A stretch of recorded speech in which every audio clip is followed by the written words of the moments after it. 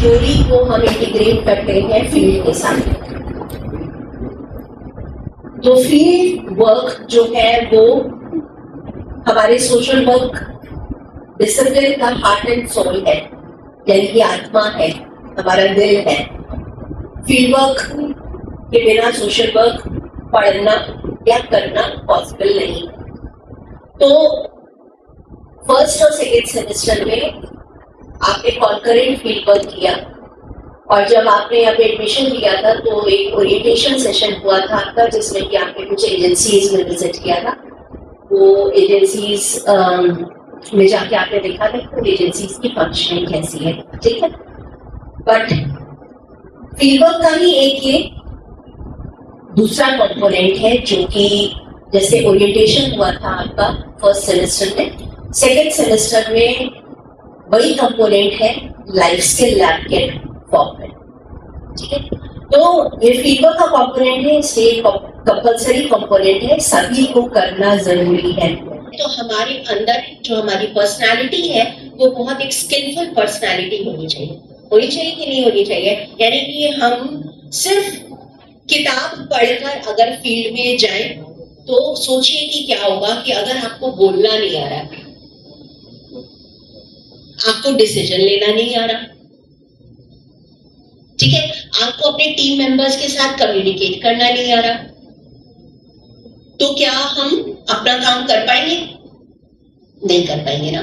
तो as a student of social work और वो सोशल वर्कर जो कि फील्ड में जाता है, वहां पे हमको बहुत सारे स्किल्स की जरूरत होती है, और इसीलिए हमने अपने इस कोर्स करिकुलम में लाइफ स्किल्स को जो है वो एक इसेंशियल कंपोनेंट बनाया है, जिसमें कि के साथ आपके साथ काम कर पाए और कुछ स्किल्स अपने अंदर हम डेवलप कर पाए। तो ये जो स्किल ट्रेनिंग वर्कशॉप है, ये 5 डे वर्कशॉप है आपकी। इस 5 डे वर्कशॉप में पहले दिन हमारे हेड सर ने बोला कि हम स्टूडेंट्स के साथ कुछ एप्लीकेशन राइटिंग और रेज्यूमे राइटिंग पर काम करें, जो कि उनके प्रोफेशनल डेवलपमेंट में काम आएंगी, क्योंकि आप सभी को एप्लीकेशंस लिखनी पड़ती हैं, और जब आप एनजीओज में या गवर्नमेंट सेक्टर में जॉब्स के लिए जाओगे तो वहां पर आपको रेज्यूमे भेजना पड़ेगा।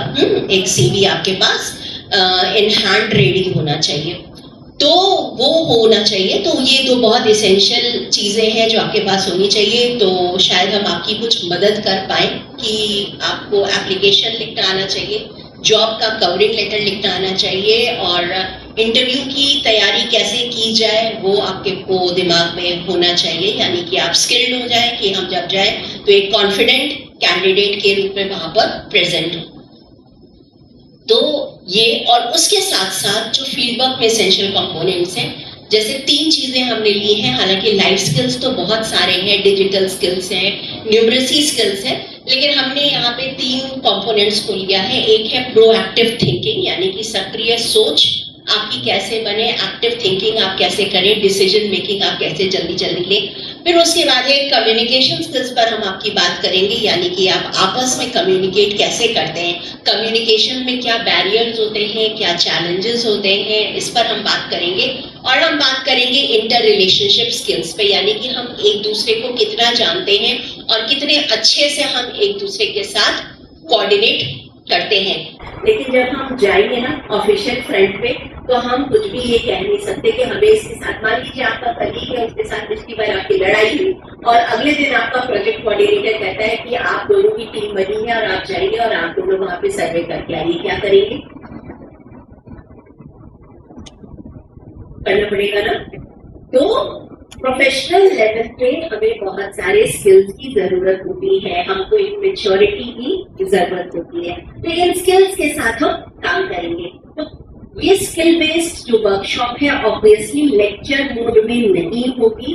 ये चूंकि वर्कशॉप है इसलिए एक्टिविटी बेस्ड लर्निंग रहेगी। आपको हर काम करके सीखना पड़ेगा, ठीक है। एप्लीकेशन राइटिंग, यानी कि एप्लीकेशन कैसे लिखी जाती है। आप में से कोई एक वॉलंटियर करिए जिसको ये लगता है कि वो एप्लीकेशन अच्छी सी लिख सकता है। आइए और बोर्ड पर एक एप्लीकेशन लेके हमको दिखाइए कि कल जो है आपको एक फैमिली फंक्शन में जाना है और कल आपका फील्ड वर्क है और आप फील्ड वर्क में नहीं आ पाएंगे। बहुत सही क्वेश्चन शायद के दिमाग में आया कि मैम किसको लिखे, डीन को लिखे। तो सबसे पहले तो हमें ये पता होना चाहिए कि हम किसको रिपोर्ट करेंगे। अगर हमें फील्ड वर्क में छुट्टी पर जाना है या फील्ड वर्क में हम पार्टिसिपेट नहीं कर सकते हैं तो हम किसको रिपोर्ट करेंगे, हेड को या डीन को। तो इसके लिए सबसे पहले क्या चाहिए हमको, किस चीज की नॉलेज चाहिए, role of head and role of dean. आपकी फैकल्टी है, मैं बता दूं, देखिए सबसे बेसिक स्किल, बेसिक नॉलेज जो आपके दिमाग में आते हैं, जो इस डिपार्टमेंट में जब आप घुस रहे थे तो आपके दिमाग में आना चाहिए कि क्यों टीचर्स जो है वो डिपार्टमेंट भी लिखते हैं और फैकल्टी भी लिखते हैं, और डिपार्टमेंट और फैकल्टी में क्या फर्क है, दोनों एक ही है क्या, हेड कौन होता है, डीन कौन होता है, डीन अलग है क्या, फिर हेड अलग होता है, कैसे क्या होता है, कभी जानने की कोशिश की। एडमिशन से लेके आपके एग्जामिनेशन, आपका रिजल्ट, आपके क्लासेस, जो भी कुछ आपका वाइवा ओसी है ना, आपका फील्ड वर्क, ये सब जितना भी एकेडमिक काम होता है वो सब हेड का काम होता है, और जो भी इंफ्रास्ट्रक्चरल फैसिलिटीज है वो डीन करता है। तो आपका कुर्सी, मेज, बिल्डिंग, माल की व्यवस्था, बोर्ड की व्यवस्था, प्रोजेक्टर की व्यवस्था, है ना, ये सारी पुताई, बिल्डिंग की रंगाई, यहाँ पे जो सामान रखे हैं कौन सा खरीदा जाएगा, कौन सा कंडक्ट किया जाएगा, ये सब डीन का काम होता है। ठीक है, तो ये दोनों जो होते हैं वो हेड और डीन एक कोऑर्डिनेशन में काम करते हैं। तो फैकल्टी का डीन होता है और डिपार्टमेंट का जो हेड होता है कहते हैं उसको। ठीक है, तो हम अगर एप्लीकेशन लिख रहे हैं फील्ड वर्क में एब्सेंट होने के लिए या फील्ड वर्क में नहीं जा पा रहे हैं हम, तो किसको लिखेंगे, हेड ऑफ द डिपार्टमेंट। मैंने कहा ना, जब भी हम हेड लिखेंगे तो डिपार्टमेंट ऑफ सोशल वर्क लिखेंगे, जब हम डीन लिखेंगे तो क्या लिखेंगे, फैकल्टी ऑफ सोशल वर्क। तो इसी तरीके से आपके विद्यापीठ में भी एक बस थोड़ी सी छोटी सी जानकारी मैं बता दूं कि जैसे आपकी सोशल साइंसेज है तो सोशल साइंसेज की फैकल्टी है, ठीक है, उस फैकल्टी में एक डीन है, लेकिन फैकल्टी ऑफ सोशल साइंसेज में बहुत सारे डिपार्टमेंट्स हैं, जैसे सोशियोलॉजी डिपार्टमेंट है, इकोनॉमिक्स डिपार्टमेंट है, पॉलिटिकल साइंस का डिपार्टमेंट है, साइकोलॉजी का डिपार्टमेंट है, और हर डिपार्टमेंट के अपने अलग अलग हेड्स हैं। ठीक है, साइकोलॉजी डिपार्टमेंट का अलग हेड है, पॉलिटिकल साइंस का अलग हेड है, इकोनॉमिक्स का अलग हेड है कि नहीं है, लेकिन डीन एक ही है सोशल साइंसेस का। तो ये सारे सब्जेक्ट सोशल साइंसेस में आ जाते हैं।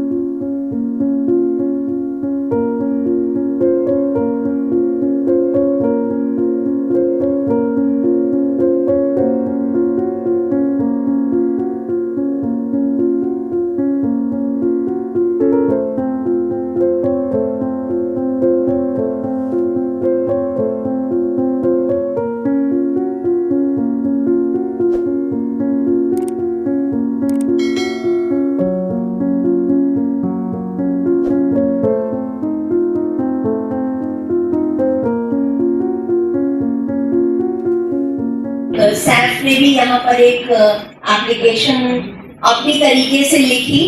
कुछ चीजें जो हम इम्प्रूवमेंट के लिए आपको बताएंगे, या एक फॉर्मल स्ट्रक्चर जो होता है एप्लीकेशन का, एप्लीकेशन राइटिंग का, वो आपको बताते हैं। देखिए, अगर आप एम्प्लॉयड हैं और आपके पास एक लेटर हेड है तब तो ठीक है, लेकिन अगर आप एक स्टूडेंट हैं और आपके पास ऐसा कोई लेटर हेड नहीं है तो ऑब्वियसली वहां पर आपका नाम और पता जो है वो इम्प्रिंट नहीं होगा।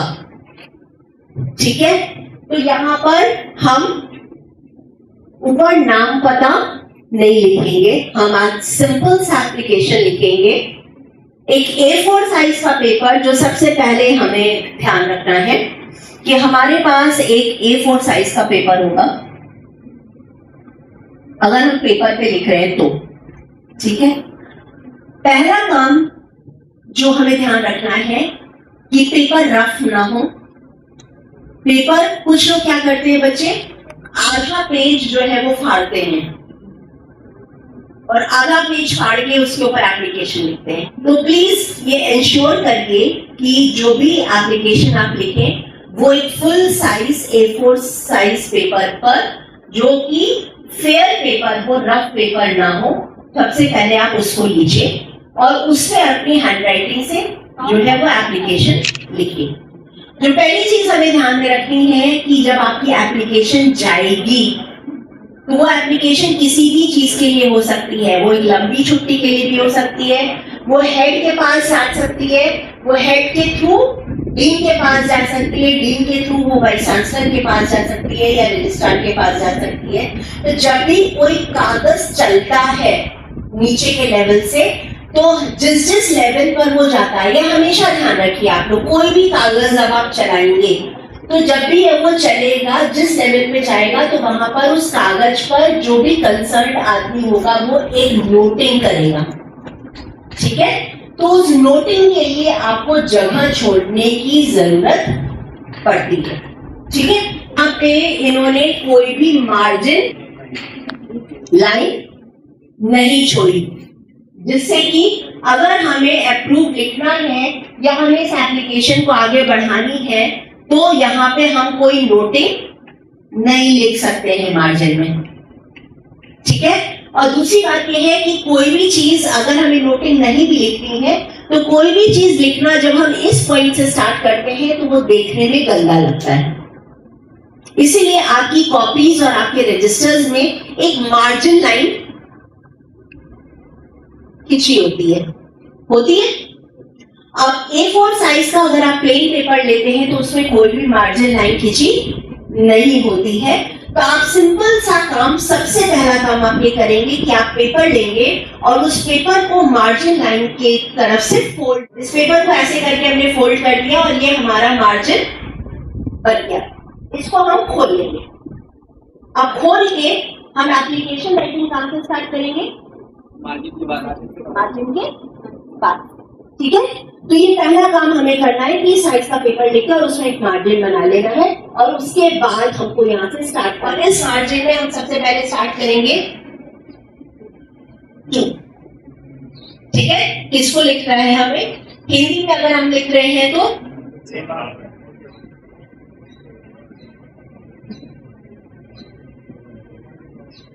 ठीक है, हेड को लिखना है क्योंकि फील्डवर्क से छुट्टी चाहिए, इसका डीन से कोई मतलब नहीं है, तो टू बी हेड। ठीक है, हम अभी इसका रीजन बताते हैं। अगर हम हेड ऑफ द डिपार्टमेंट लिखते हैं, ठीक है, तो यहां पे हम सिर्फ सोशल वर्क लिखेंगे। ठीक है, लेकिन अगर हम टू द हेड लिखते हैं तो वहां पे लिखेंगे डिपार्टमेंट ऑफ सोशल वर्क। अंतर समझ में आया? हेड ऑफ द डिपार्टमेंट यानी कि डिपार्टमेंट 2 बार नहीं आएगा। ठीक है, तो या तो आप लिखिए head of the department social work या फिर आप लिखिए to the head department of social work. उसके बाद कहां का डिपार्टमेंट सोशल वर्क का? NG काशी विद्यापीठ वाराणसी। ठीक, हिंदी में लिखेंगे सेवा में। फिर यहां पे बड़ी बात होती है, देखिए 2 तरीके से हम लिख सकते हैं, या तो अध्यक्ष समाज कार्य विभाग, आगे महात्मा गांधी काशी विद्यापीठ, या फिर आप एड्रेस कर सकते हैं विभागाध्यक्ष समाज कार्य महात्मा गांधी, या फिर भी विभाग 2 बार नहीं आएगा। तो या तो आप लिखिए अध्यक्ष समाज कार्य विभाग, तो अध्यक्ष समाज कार्य विभाग का विभागाध्यक्ष ही होता है, या फिर आप लिखिए विभागाध्यक्ष समाज कार्य महात्मा गांधी काशी विद्यापीठ। समझ में आ रहा है? ये सब छोटी छोटी चीजें हैं जो हमें ध्यान में रखनी चाहिए और इन चीजों को ध्यान में रखते हुए ही हमें किसी को एड्रेस करना चाहिए, क्योंकि यहीं से हमारी एप्लीकेशन का पहला इंप्रेशन जो है वो पड़ना शुरू हो जाता है। ठीक है, the head department of social work. उसके बाद आता है सब्जेक्ट। सब्जेक्ट क्या है? हमें फील्ड वर्क से छुट्टी चाहिए है ना? तो क्या करेंगे? हम एब्सेंट रहेंगे तो रिगार्डिंग लीव एप्लीकेशन या regarding leave from field work on day, जो भी हो आपका डे, ट्यूसडे 2024 जो भी, ठीक है। तो regarding leave from field work on such and such date and such month, ठीक है। यहाँ पे अगर हिंदी में लिखेंगे तो हम लिखेंगे व्यावहारिक कार्य से अनुपस्थिति के संबंध में आवेदन पत्र, ठीक है। उसके बाद रिस्पेक्टेड सर या मैम जो भी होंगी वो आपको पता होगा, ठीक है।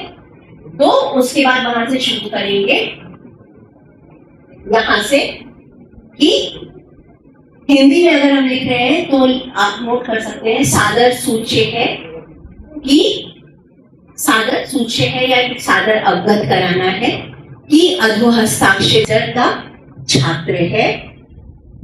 प्रार्थी का व्यावहारिक कार्य अभिकरण का नाम सच एंड सच है, मान लीजिए एसओएस विलेज है, और प्रार्थी इनके निर्देशन में कार्य कर रहा है, यानी कि जो आपका फील्ड वर्क सुपरवाइजर है, आपको अवगत कराना है कि इन कारणोंवश मैं दिनांक इतने को व्यावहारिक कार्य पर अपने अभिकरण में उपस्थित नहीं हो पाऊंगा या हो पाऊंगी, इतना लिख दिया। तो क्या 3 चीजें आई?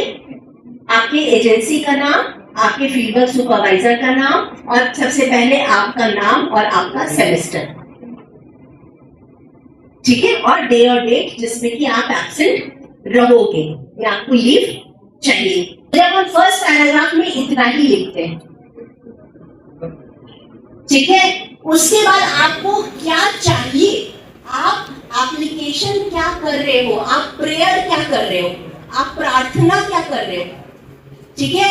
हमेशा जो आप प्रार्थना करते हो, जो आप चाहते हो, जो आप प्रेयर करते हो, जो आप बेग करते हो, वो हमेशा नेक्स्ट पैराग्राफ में आता है, वो हमेशा नेक्स्ट पैराग्राफ में आता है। और नेक्स्ट पैराग्राफ में आप क्या शुरू करेंगे?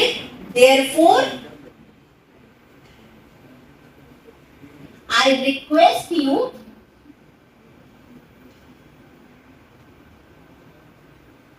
to grant me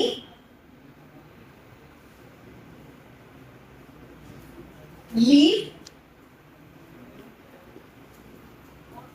for that day particular, to grant me leave from the field work for फलानी फलानी डे एंड डे। तो सेकेंड पैराग्राफ में आप हिंदी में क्या लिखोगे? अतः आपसे अनुरोध है कि मुझे अपने व्यावहारिक कार्य से जो है अवकाश देने की, फलानी तिथि को अवकाश देने की कृपा करें। और लास्ट लाइन में आप लिखेंगे मैं या आभार या सधन्यवाद, और नीचे फिर आपका जो है नाम होगा। यहाँ पे हिंदी है, अगर आप इंग्लिश में लिखेंगे तो यहाँ पे लिखेंगे, मैं यहाँ ऊपर लिख दे रही हूँ, थैंकिंग यू, और उसके नीचे लिखेंगे योर्स सिंसियरली, अपना नाम, पिता का नाम सन ऑफ, और उसके बाद क्लास। हिंदी में क्या लिखेंगे? सागर, फिर साइड में लिखेंगे भवदीय, और भवदीय के बाद थोड़ी सी जगह छोड़ेंगे, फिर अपना नाम और अपना पिता का नाम और क्लास। ठीक है। अब इस एप्लीकेशन को आप किस डेट में दे रहे हैं, ये जो है वो यहाँ पे राइट हैंड साइड पे आ जाएगी। ठीक है। तो this is the complete structure. आप कैसे एक लीव एप्लीकेशन लिखते हो। और जब आप कंपोज बॉक्स में जाते हैं तो वहां पर आपको एक ऐसी विंडो खुली मिलती है, उसमें आपको 2 वाला कॉलम होता है, यानी कि जिसको आप मेल भेजोगे। उसके बाद सीसी का कॉलम होता है, सीसी मींस कार्बन कॉपी। उसके बाद एक कॉलम होता है बीसीसी, ब्लाइंड कार्बन कॉपी। दोनों में क्या फर्क होता है? सीसी या कार्बन कॉपी यानी कि आप अपनी एप्लीकेशन हेड के साथ साथ डीन को भी देना चाहते हो तो तुरंत उसकी कार्बन कॉपी वहां पर भी चली जाएगी, आपको 2 बार एप्लीकेशन लिखने की जरूरत नहीं है। तो वहां पर जिसको आप भेजना चाहते हो तो हेड का मेल आईडी आप यहाँ पे डाल दो, और डीन को भी अगर उसकी कॉपी भेजना चाहते हो, वाइस चांसलर को उसकी कॉपी भेजना चाहते हो तो उसका आईडी आप यहाँ डाल दो। तो फिर ये ब्लाइंड कार्बन कॉपी क्या है?